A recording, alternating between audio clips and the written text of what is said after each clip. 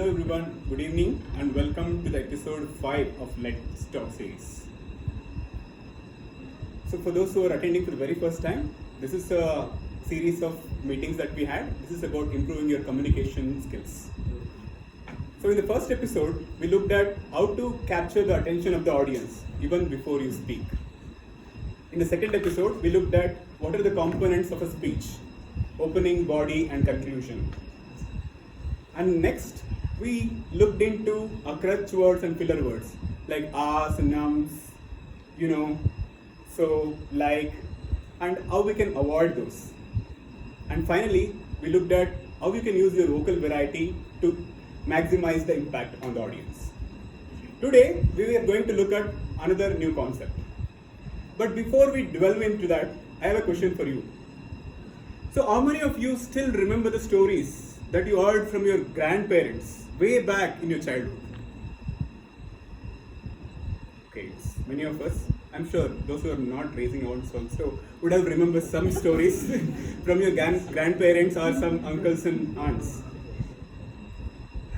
But isn't it amazing that that story was narrated once, long time ago, but still we remember every detail of it, or at least the gist of it, after so many years? When I thought about it, why does that happen?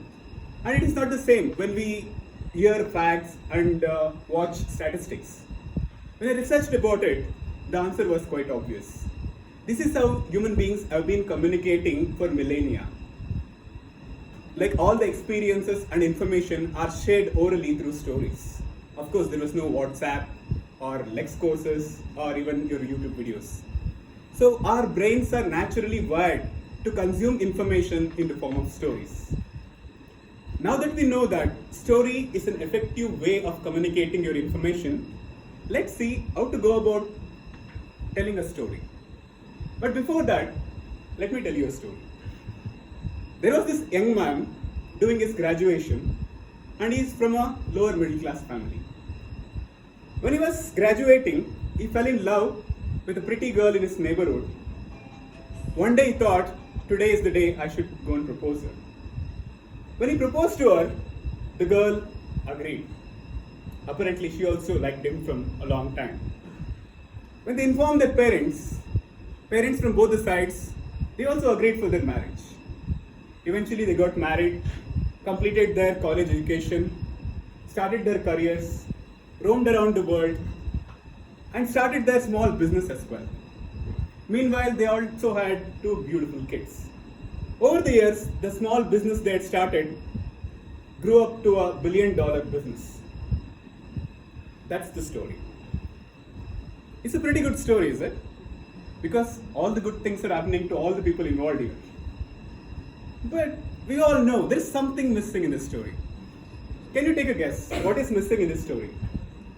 Character names. Character names. Yes, character names. Problems. Identity. Okay. Yeah, identity, correct. Problems. Yes, of course, there is no problem. If everything is going smooth, there is no story, right? No songs. No songs, yes. No songs and dancing, yeah. No villains. True. No villains. Yeah, no villains, true. No villains and no friends. Of course, as you all rightly pointed out, all these things are essential part of a storytelling. If there is a story where everything appears to be normal, our minds tend to ignore all of those, because our brains are wired to look for exceptions. When you are traveling from home to your office, you remember only things which is out of the ordinary. So like that, when you are narrating a story, it is important to establish the character. So instead of I say, there was a young man who was doing his graduation, if I tell you this story. There was the young man who is doing his graduation, but his name is Naveen. He comes from a lower middle class family. His parents are not well educated.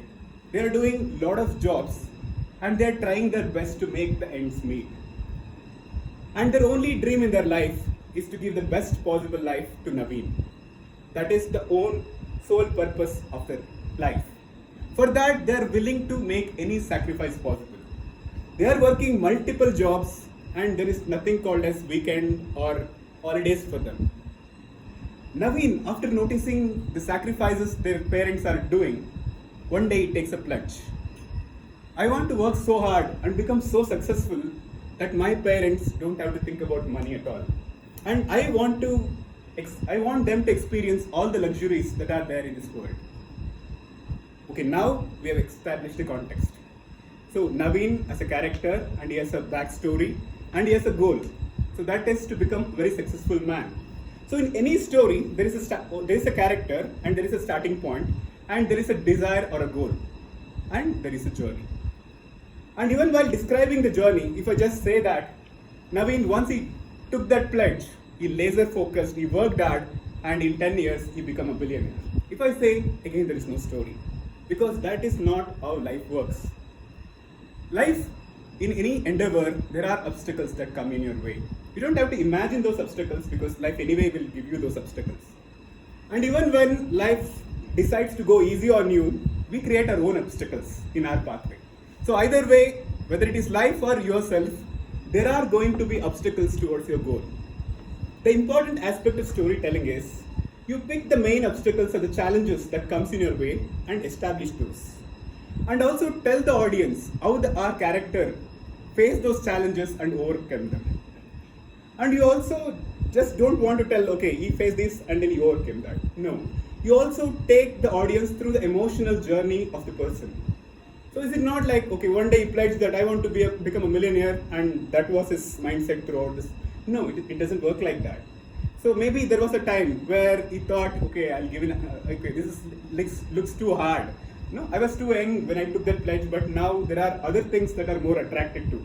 So he might get distracted, or he might feel that, okay, I feel that I'm not capable enough to reach the destination.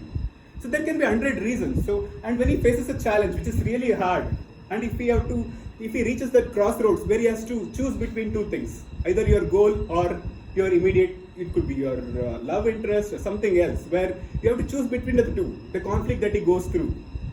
Like you have to take the emotional journey of the character along the way. So once you add all these things in, then it makes a good story. So I hope you all try these stories in your speeches, and whenever you narrate a story, you highlight the obstacles and the mindset of the character. So when you add more and more details, that is when the audience are invested in it. That is when they are interested. So if I just tell you, today I read a news where an elderly couple met with an accident and sadly they passed away. You feel sad about that, but you don't know enough about them to empathize with them or feel bad for them.